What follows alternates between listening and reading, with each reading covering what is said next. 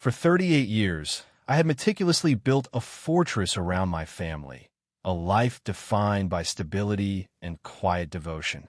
It turns out, however, that the man who eventually dismantled that sanctuary had been holding the key all along, because I was the one who handed it to him.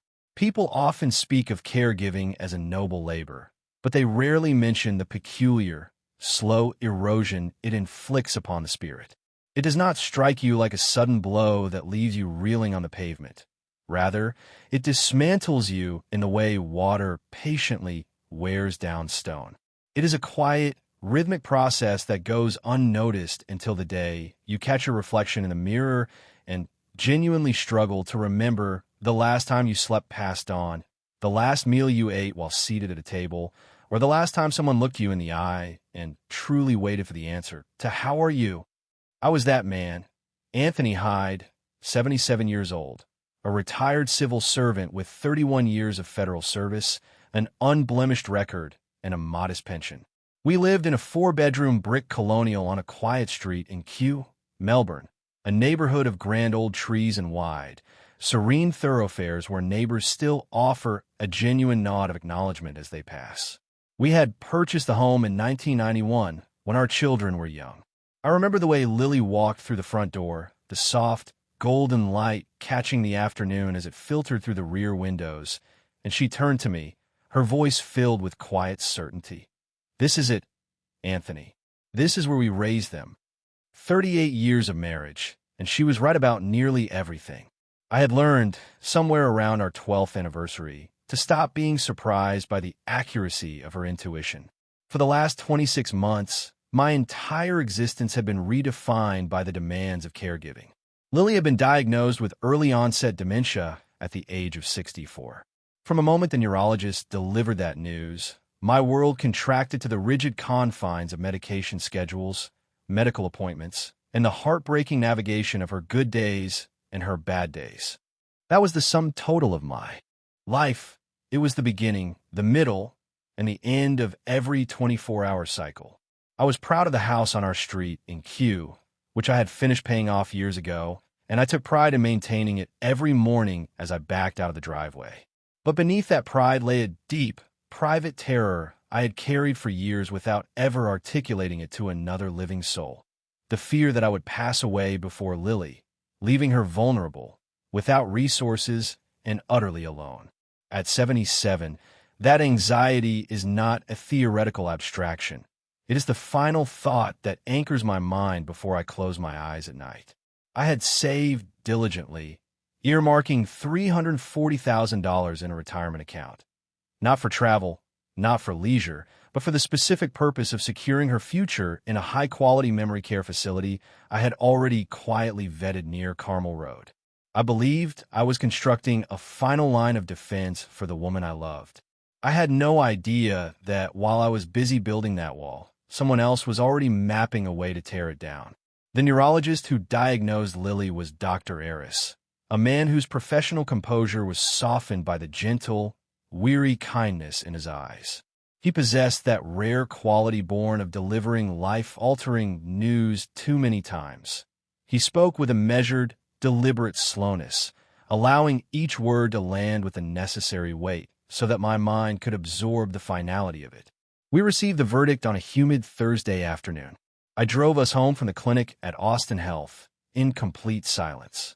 Lily, exhausted by the clinical environment, had drifted into an uneasy slumber in the passenger seat somewhere along the commute. Her head was tilted toward the window, one hand resting open in her lap as if she were waiting for something to be placed in it, a posture of profound, quiet vulnerability that I would come to know all too well. I watched her sleep at every red light, the weight of the diagnosis pressing down on my chest until it was difficult to draw a full breath. I told myself to focus on the road, to get her home, to get her settled, and only then, in the sanctuary of our house, to let the composure break. When I finally pulled into our driveway in Kew, I remained in the car for 20 minutes. I sat in the stillness, turning over the arithmetic of our survival. $340,000. Every cent of it had been salvaged from decades of government service, meant for one purpose: to ensure that if I were to leave this world before Lily, she would never be abandoned. I had visited that memory care facility on Carmel Road twice, walking its corridors, speaking with the nursing staff, and envisioning a future where she would be kept safe and dignified. 3 days after our visit to Dr. Eris, my phone rang. It was Christopher, my eldest son. "Dad," he said, his voice carrying an unwavering, paternal warmth, the tone of a man who had already decided the trajectory of our lives. "I'm moving back to Melbourne. You cannot manage this burden in isolation, and this is not a matter for debate. I'm coming home. I'm not a man who yields to emotion easily. I was raised in a household where stoicism was equated with strength, and I had carried that philosophy throughout 31 years of service. I had weathered career transitions, personal losses, and the grueling monotony of bureaucratic life without faltering. Yet on that call I wept. I could not speak for a full minute, holding the phone to my ear as I breathed like a man surfacing from deep water. I felt a surge of profound gratitude. This was the son Lily had always believed he was. She had seen a capacity for devotion in him that I had occasionally questioned. Seeing him step into the breach at the most critical juncture of our lives felt like a validation of everything Lily had stood for. I was so overwhelmed by the perceived mercy of his return that I could not sleep that night, a stark contrast to the hollow exhaustion that usually plagued me. I believed, with a naive and dangerous conviction, that my prayers had been answered. I had no way of knowing that Chris was not arriving to carry the burden. He was arriving because he had identified an opportunity cloaked in the guise of a crisis. For the initial few months, Christopher played the part of the devoted son with a commitment that would have deceived the most skeptical of observers. He secured a small apartment in Northcote, a location close enough to our home in Kew to facilitate daily visits, yet far enough to maintain the pretense of an independent life. He was a constant presence at our kitchen table, for 5 times a week, unfailingly handling the administrative burdens that had been slowly crushing my spirit. He attended Lily's appointments at Austin Health, memorizing the names of the nursing staff, engaging in insightful dialogues with her care team, and ensuring that no medical instruction was overlooked. Dr. Eris himself had commented to me on several occasions how rare and commendable it was to witness a son so thoroughly integrated into his parents' care. I would nod in agreement, radiating a pride that was both genuine and, in retrospect, profoundly naive. However, beneath this facade of filial piety, Chris was meticulously analyzing every financial instrument he touched. By the 3rd month, the gravity of Lily's condition intensified. She experienced a series of severe episodes, confused, frightened, and reaching for ghosts in the corners of the room. The relentless nature of these crises left me utterly depleted. For the first time in 4 decades of managing our household, I faltered, neglecting to pay the electricity bill. It was a small oversight, yet it signaled to Chris that the time for his primary maneuver had arrived. On a Wednesday evening, he arrived at our home in Kew and sat across from me at the kitchen table. He brought with him a professional folder, placing it between us with the calculated deliberation of a man conducting a board meeting. "Dad, I need you to listen with absolute focus," he said. His tone was measured, a sophisticated blend of empathy and authority. The voice of someone who had studied my specific fears and was now presenting them back to me, neatly packaged in a solution. "You are 77. Mom is 64. If you were to suffer a medical emergency tomorrow, and I am not speaking from a place of alarm, but from a necessity of protection, what would happen to Mom? Your pension, your assets, everything is tied to your name.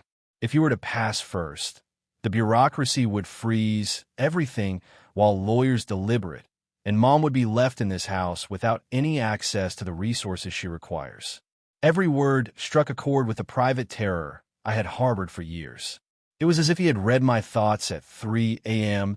"These are documents for a power of attorney," he continued, sliding the papers toward me with steady hands. "They authorize me to manage the financial logistics, the bills, the account access, the pension adjustments, so you can dedicate your energy entirely to Mom. You are carrying an impossible load, Dad. Let me carry this portion." My vision was blurred by exhaustion. My hands were trembling, not from age, but from the visceral depletion that only a long-term caregiver truly understands. I felt a sense of relief so profound that it bypassed my rational defenses. I signed the documents. Chris had them notarized the following morning at a post office in High Street. I know this because he informed me of it with a casualness that made the act seem entirely inconsequential. That night, I slept more soundly than I had in years, secure in the belief that I had finally entrusted the heavy burdens of our future to someone with the strength to manage them. I had no idea that I had just handed him the keys to the fortress I had spent 40 years fortifying. The next 26 months blurred into a relentless cycle of 5 a.m. medication regimens, endless appointments at Austin Health, and the agonizing fluctuations of Lily's condition. There were moments when she would laugh at a memory from 1988 with such vibrancy that the dementia seemed like a cruel mistake, only for her to stare at our kitchen in queue 20 minutes later as if she had been transported to an alien landscape. I held myself together by sheer force of will, a structural necessity, because she required me to be her anchor. I spent my quietest hours deep in the night after she finally drifted off, mentally auditing our survival. I calculated how far our savings would stretch, weighed the quality of her care against our remaining capital, and constantly questioned if my efforts were enough.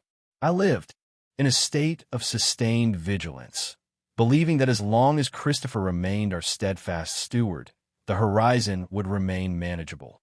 Then came a Sunday dinner at our daughter, Jenna's home in Brighton. Jenna had inherited her mother's perceptive nature and my stubbornness in equal measure.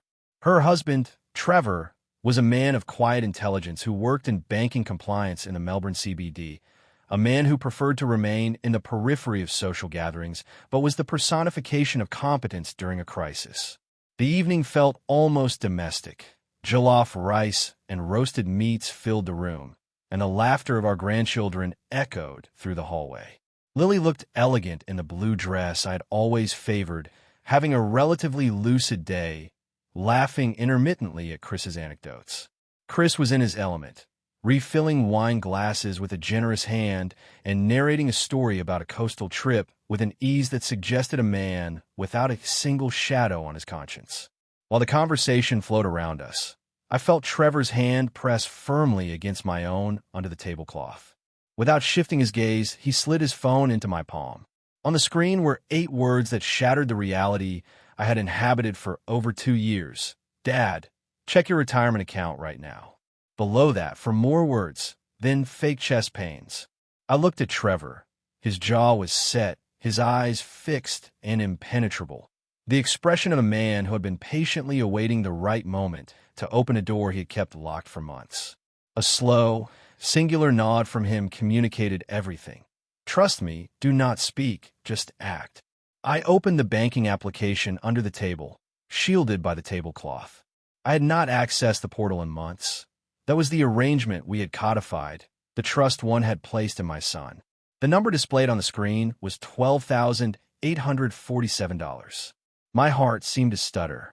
There had been over $340,000 in that account, the cumulative result of 31 years of federal service and decades of disciplined frugality, all dedicated to Lily's care. I stared at the figure until the digits seemed to blur. Chris was currently mid-sentence, his voice booming with a jovial punchline that drew laughter from the table. Lily was smiling, blissfully unaware, and our grandchildren were playing near the veranda. I placed my hand against my chest, my breath catching in my throat. I do not feel well, I whispered, the words heavy and cold. I believe I need a moment of air.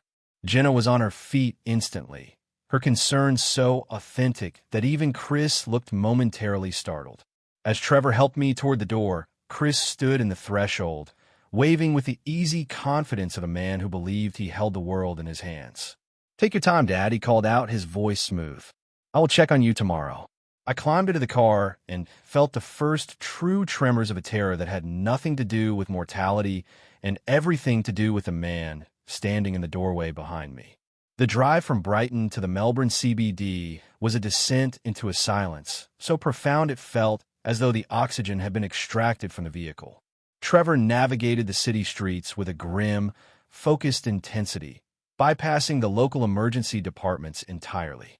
Instead, he pulled into the secure parking garage of his office building on Collins Street.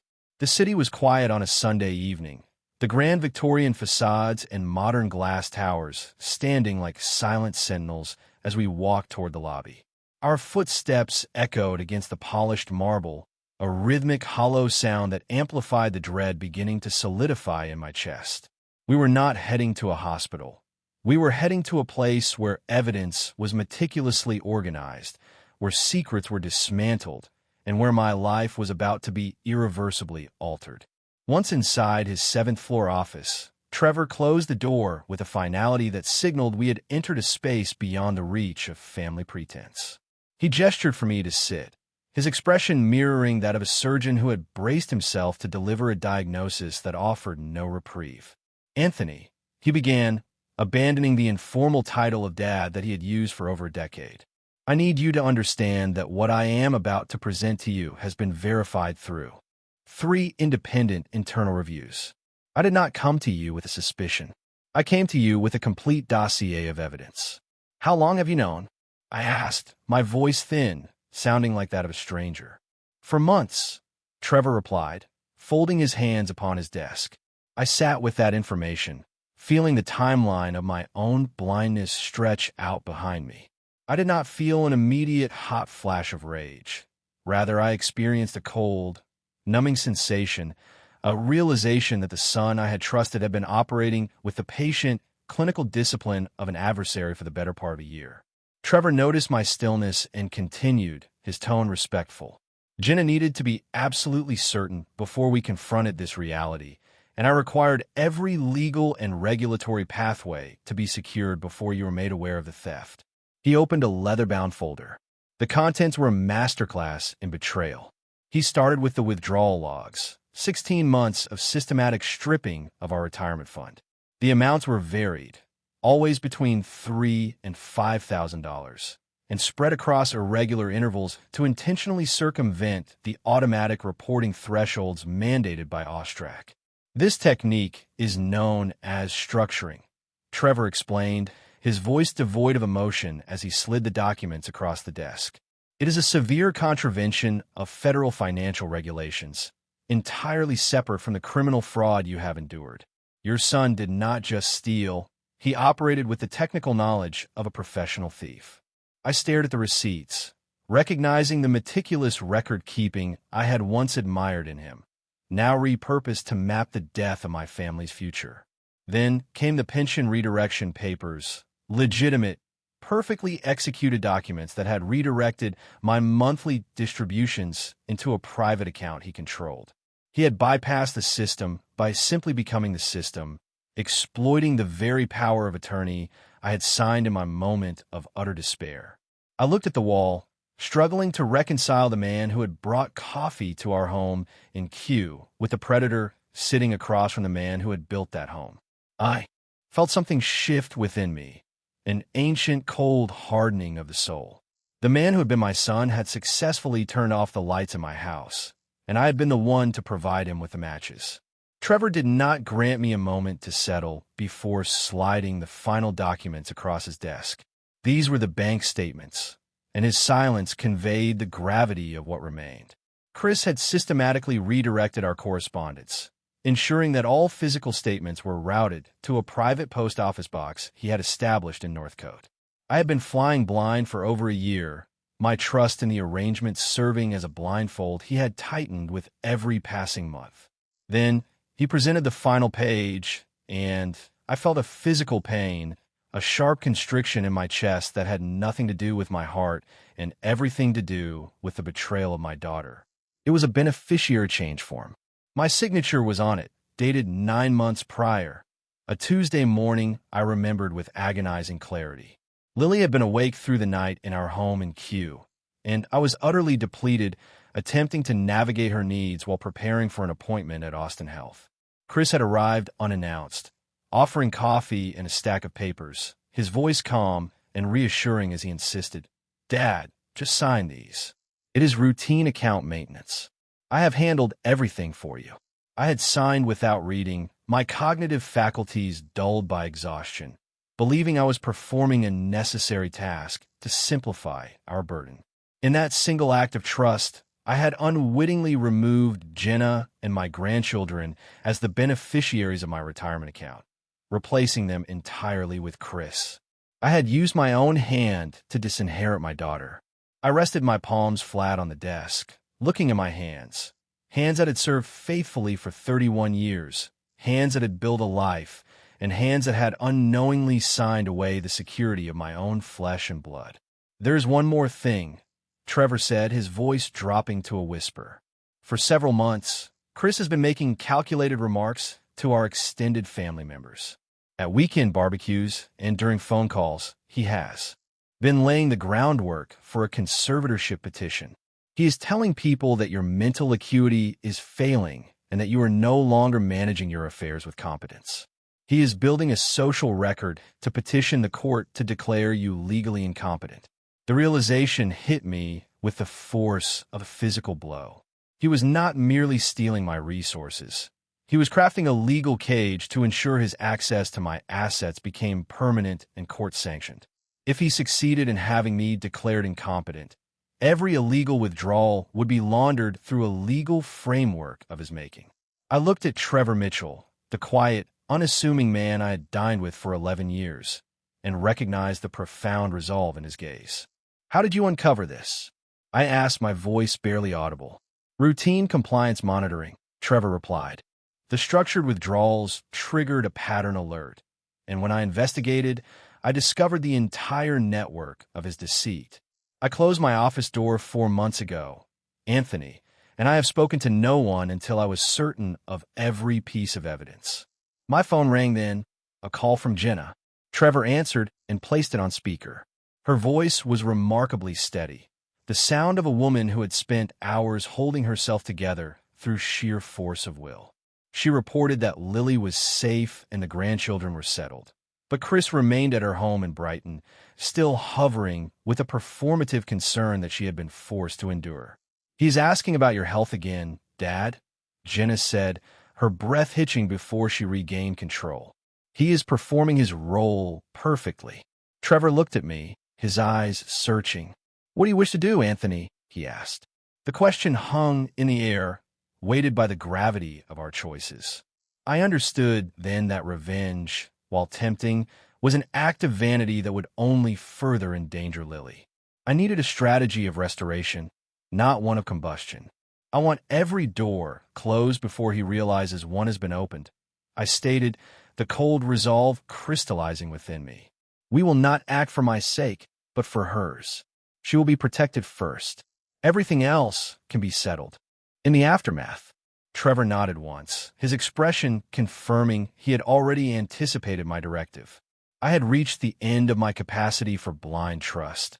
I was ready to become the architect of my own justice. The decision to forego a public confrontation was not born of weakness, but of a cold, disciplined necessity. I understood that revenge, while an intoxicating impulse, was a volatile act that threatened to incinerate the very future I was fighting to preserve. My priority was not the satisfaction of witnessing Christopher's immediate collapse, but the systemic protection of Lily's remaining years. I looked at Trevor and spoke with a clarity that surprised even myself. "I want every door closed before he realizes one has been opened. We will not act for the sake of my indignation. We will act for the sake of her security. Every asset must be secured first. Only then will the legal consequences follow." Trevor nodded, his expression one of somber approval. He understood the strategic value of the silence we were about to adopt. The following morning, at 9 a.m., I walked into the offices of Beverly Holt, a preeminent solicitor specializing in elder law, located on Collins Street in the heart of the Melbourne CBD. Trevor had briefed her extensively, and as I entered her office, there was no need for preamble. I laid out the entirety of the evidence, the bank logs, the pension redirections, and the forged beneficiary forms. Beverly reviewed the documentation with the detached, surgical focus of a specialist assessing a terminal pathology. She did not express shock. She merely noted the precision of the fraud. By noon, we had initiated the formal revocation of the power of attorney that Christopher held over both Lily and myself. The documents were filed, processed, and served, ensuring that from that hour forward, he possessed no legal authority over our finances or our health directives. Simultaneously, Beverly initiated emergency beneficiary correction proceedings with my pension and retirement account administrators. We presented the forensic evidence Trevor had meticulously compiled, proving that the beneficiary change, the document I had signed in my state of exhaustion, was executed through misrepresentation and fraudulent intent. By the end of that first day, my daughter and my grandchildren were restored as the legal beneficiaries of my estate.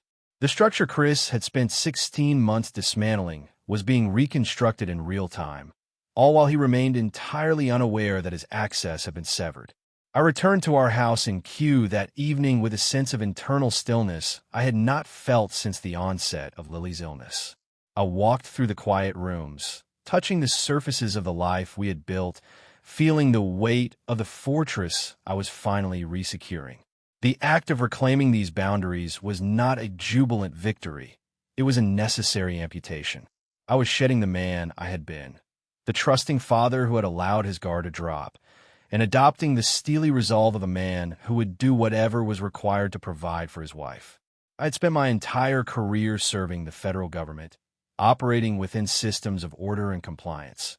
I was now utilizing that same expertise to ensure that when Christopher eventually attempted to open the doors to our wealth, he would find them not just locked, but fundamentally restructured to exclude his reach forever. The trap was set with the patient, methodical silence of a man who had finally realized that protecting his loved ones required him to be as ruthless as the person he was fighting.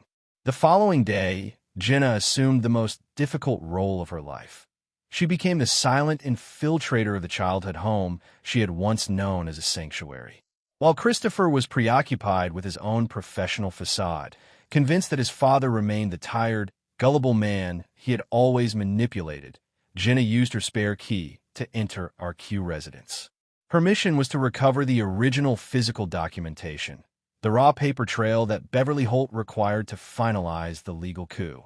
She moved through the house with a focused, clinical precision, ignoring the ghosts of memories that lingered in the hallways.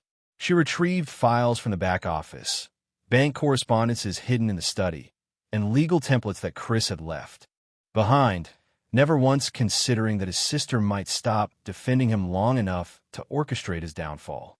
Jenna later confessed to me that she did not allow herself to experience any emotion while she was inside the house. She operated as a vessel for the cold, necessary truth.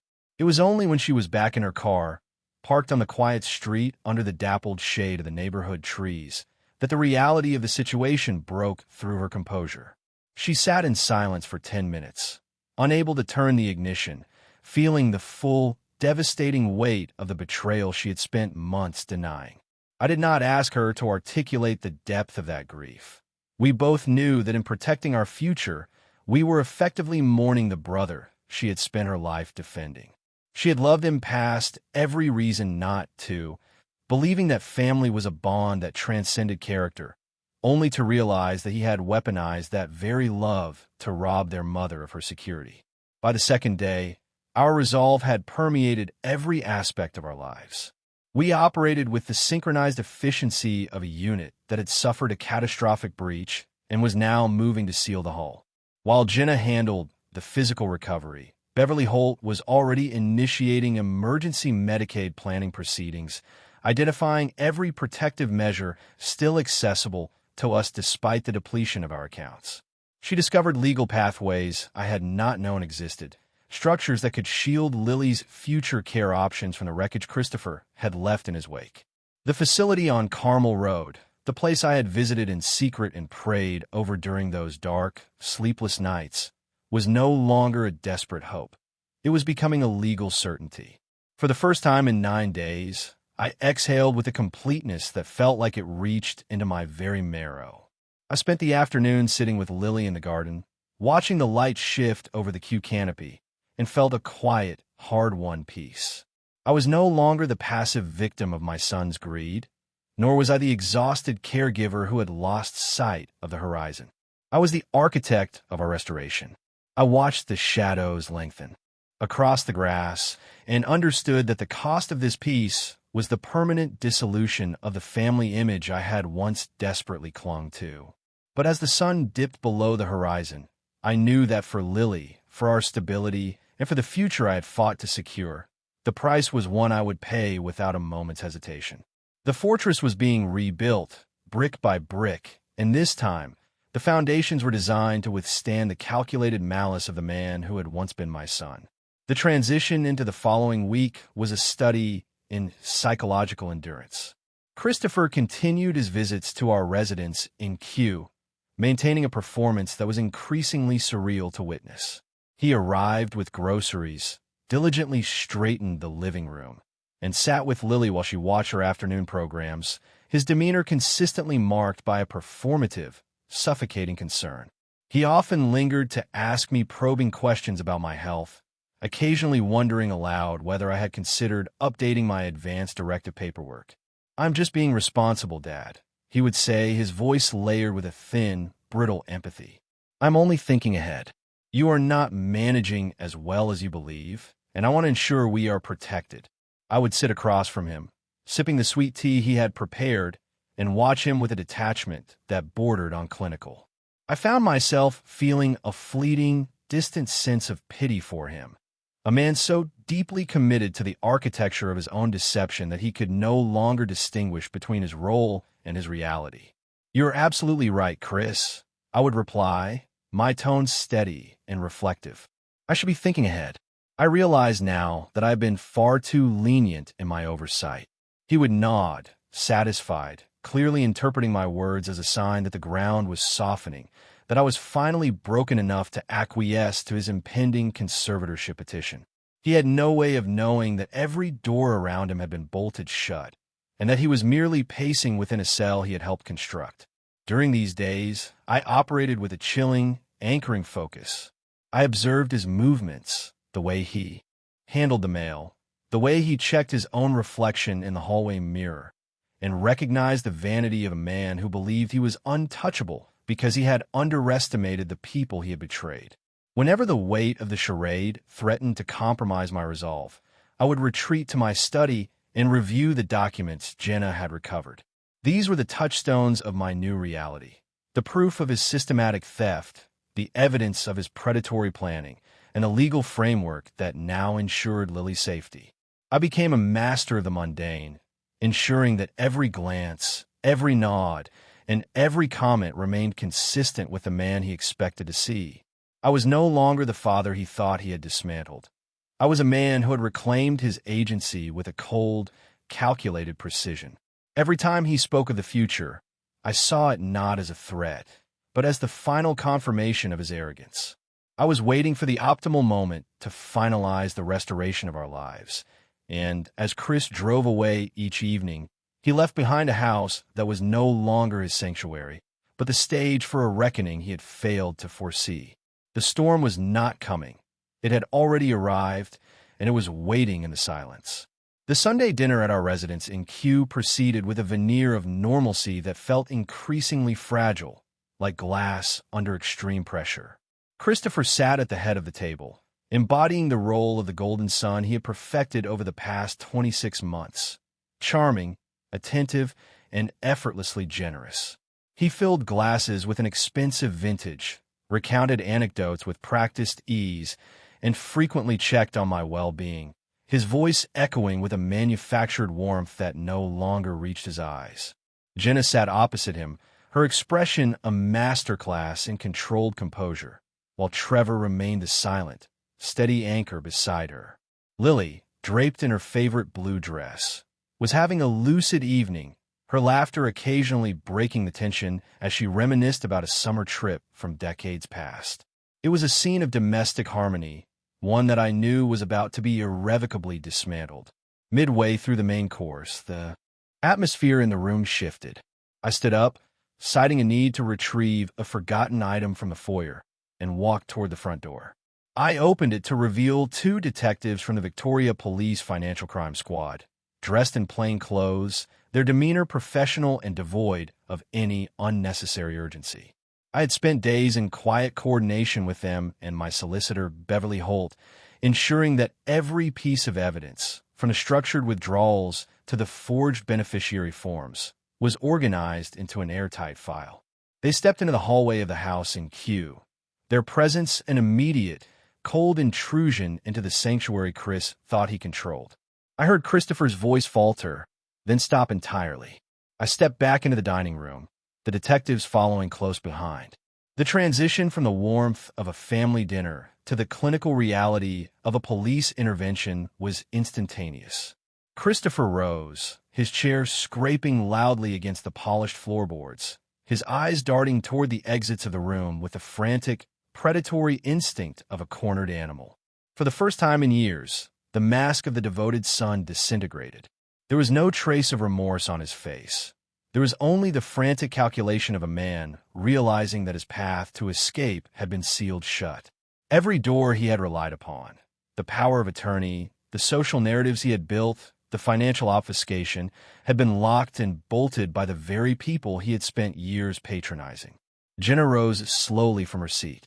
She had spent the last 9 days rehearsing this moment, stripping away her own pain to reach the core of the truth. She looked at her brother, her gaze steady and devoid of the sisterly defense she had once offered him.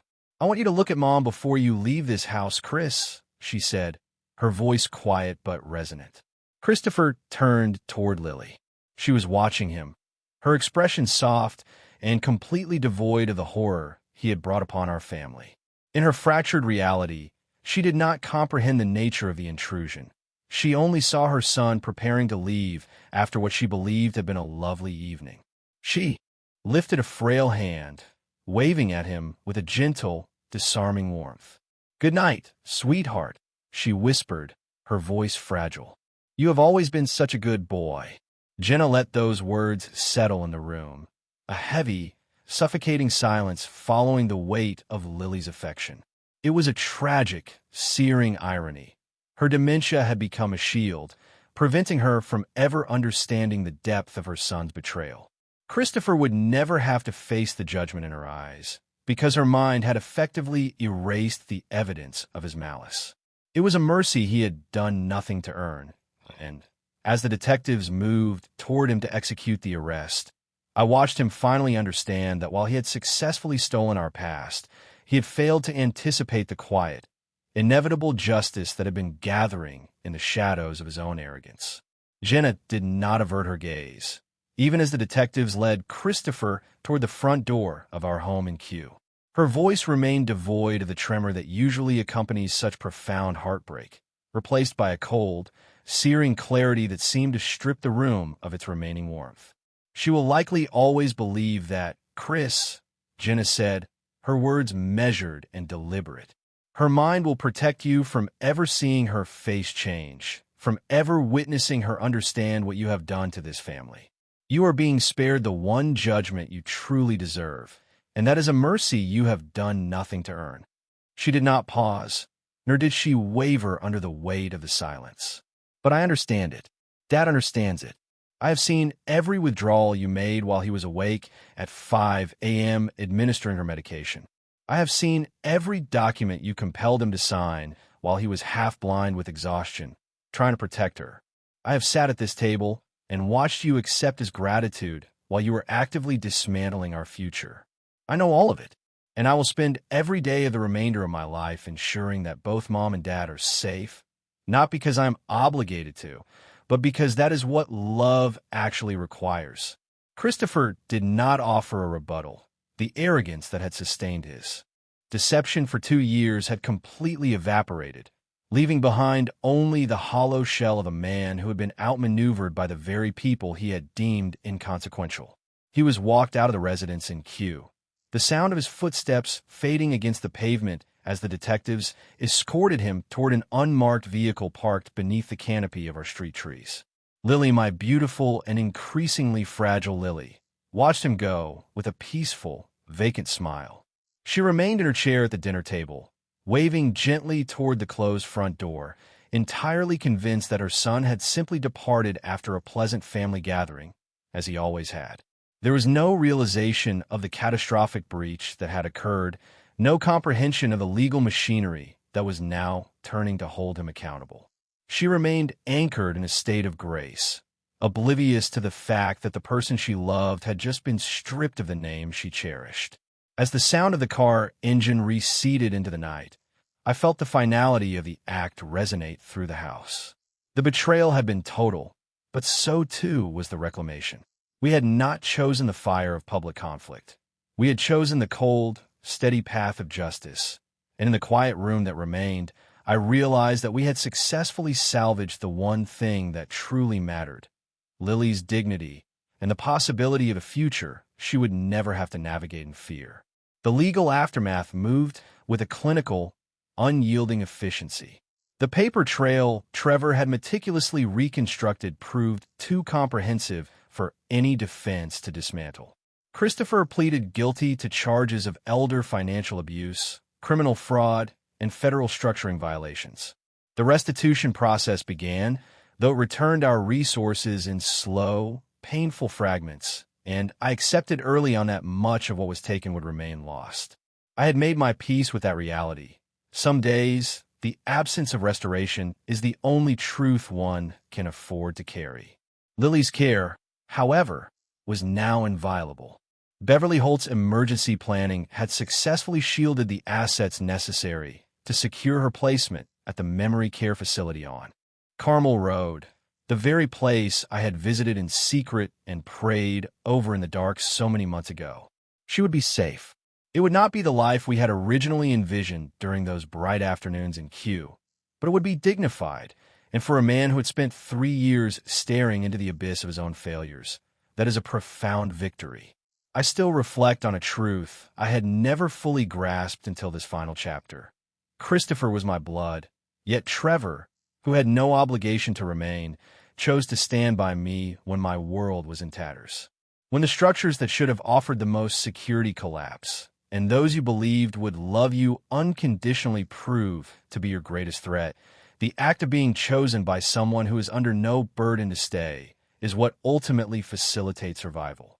It does not mend the heart entirely, but it provides enough stability to endure. I sit now in the garden of our home in Kew, the light filtering through the same trees that have stood silent witness to the entirety of this ordeal.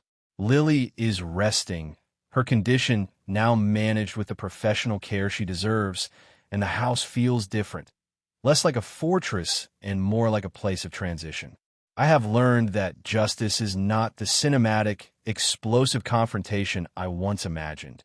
It is a quiet, necessary, and permanent removal of a malignant element. I do not look for satisfaction in the outcome, for there is no joy to be found in the ruin of one's own family. There is only the resumption of order. My life has been irrevocably altered, yet it continues with a new, sober clarity. I have replaced blind trust with vigilant stewardship, and I have found that while I cannot erase the betrayal, I have successfully protected the only life that ever truly mattered. The door to this chapter is closed, and for the first time in years, the silence that fills this house is not heavy with deception, but is instead a simple, honest stillness.